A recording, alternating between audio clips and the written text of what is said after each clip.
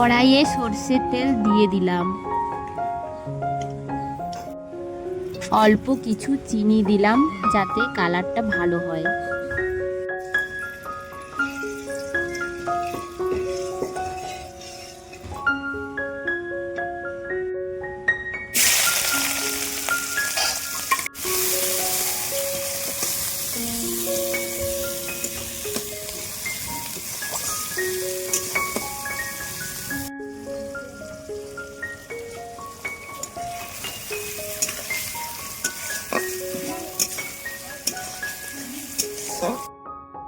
হলুদ গুঁড়ো দিচ্ছি 2 চামচ, ধনে গুঁড়ো 2 চামচ,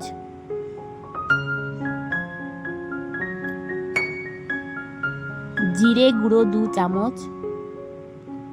এখানে মাংসর পরিমাণটা আছে 1 কিলো, তাই 1 কিলো মাংসের জন্যই আমি সমস্ত উপকরণগুলো 2 চামচ করে দিয়ে দিলাম। আর দেব কাশ্মীরি মির্চ, এটা সামান্য পরিমাণে দেব কালারের জন্য। সমস্ত উপকরণগুলো সামান্য জল দিয়ে পেস্ট করে নেব।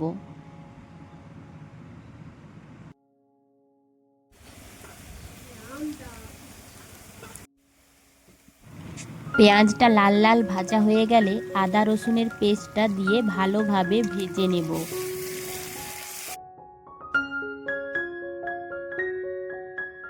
এবার গুঁড়ো মশলার পেস্টটা ঢেলে দিলাম।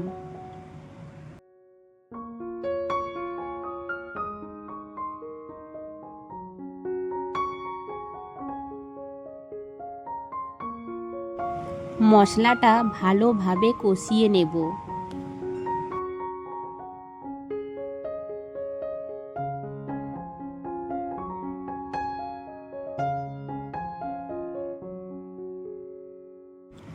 মশলাটা ভালোভাবে কষানো হয়ে গেলে চিকেনটা দিয়ে দেব।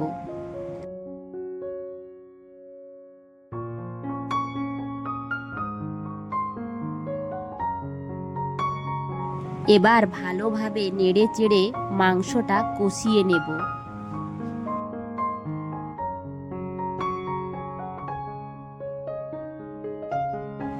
পরিমাণ মতো লবণ অ্যাড করে দেব।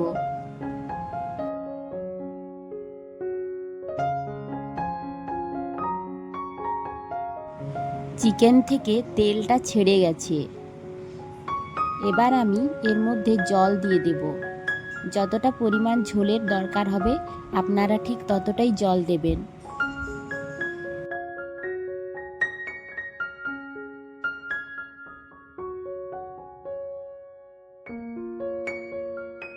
রেডি হয়ে গেছে গরম গরম মাংসের ঝোল।